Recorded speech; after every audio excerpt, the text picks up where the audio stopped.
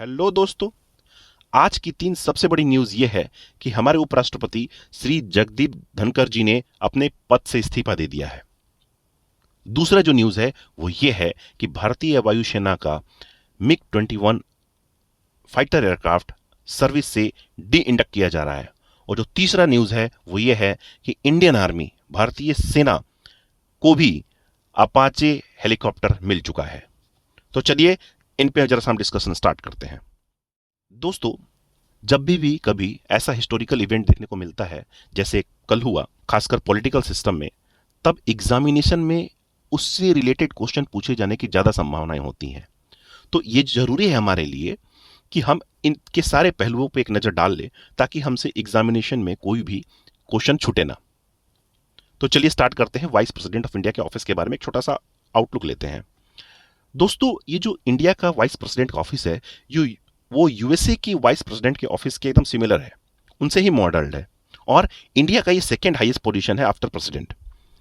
Article 63 के हिसाब से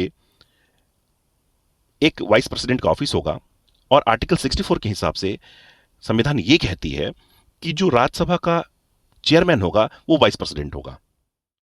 आगे बात करते हैं वाइस प्रेसिडेंट के क्वालिफिकेशन की। तो सबसे पहले इसके तीन मैंडेटरी क्वालिफिकेशंस हैं।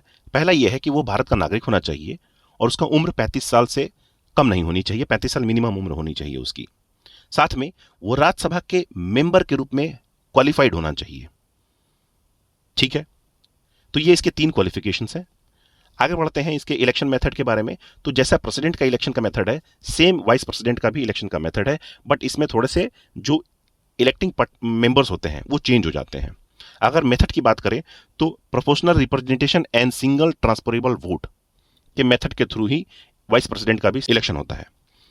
ओके, अगर हम इसके इलेक्टिंग मेंबर्स की बात करें तो जैसे प्रेसिडेंट में elected members of Rajya Sabha, Lok Sabha और लेजिस्लेटिव असेंबली इनको लिया जाता था, उसके इलेक्टोरल कॉलेज में ये तीनों होते थे।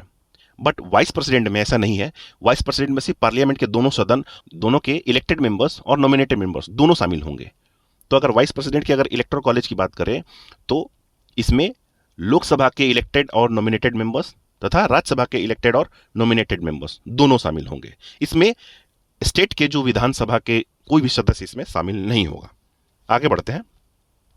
अगर इनके हम ऑफिस के टर्म की बात करें तो इनका ऑफिस का टर्म 5 साल होता है, बट इससे पहले वो हटाए जा सकते हैं या वो रिजाइन दे सकते हैं। इस बार ऐसा ही हुआ। आर्टिकल 67A के अंतर्गत श्री जगदीप धनखड़ जी ने अपना इस्तीफा राष्ट्रपति को दिया और राष्ट्रपति ने इस इस्तीफा को स्वीकार किया। तो यह भी याद रखना जरूरी है कि वाइस प्रेसिडेंट अपना इस्तीफा राष्ट्रपति को सौंपता है। दूसरा जो हमारा न्यूज है वो है कि मिग-21 भारतीय वायुसेना की सेवा से 19 सितंबर 2025 को डी इंडक्ट हो जाएगा। अगर हम इसके हिस्ट्री की बात करें तो ये एक रशियन ओरिजिन एयरक्राफ्ट था और 1963 में भारतीय वायुसेना में शामिल किया गया था। दोस्तों, यह भारतीय वायुसेना का पहला सुपरसोनिक फाइटर एयरक्राफ्ट था। अगर सुपरसोनिक की बात करें तो ध्वनि की गति से या उससे ज्यादा की स्पीड से कम ये चल रहा हो, उसको हम सुपरसोनिक कहेंगे। अगर ध्वनि की गति से नीचे की गति है उसकी तो उसको हम सबसोनिक कहेंगे। तो पहला जो भारतीय वायुसेना का जो सुपरसोनिक फाइटर एयरक्राफ्ट था वो था मिग-21।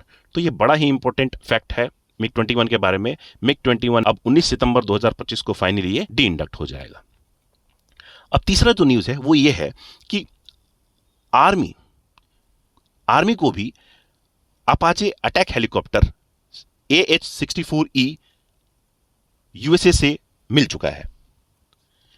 अगर अपाचे की बात करें तो ये एक 4th generation multi role helicopter है और एक साथ बहुत सारे मल्टी टारगेट को एक साथ लॉक करने की कैपेबिलिटी है इसमें। और इसका ऑरिजिन देखें तो ये यूएसए का है। वन लाइनर के रूप में एग्जाम में पूछे जा सकते हैं, इसलिए मेरी सलाह यह है कि आप इसको एक बार अपने दिमाग में बैठा लें ताकि एग्जाम में कोई सवाल छूटे ना। चलिए, थैंक यू सो मच।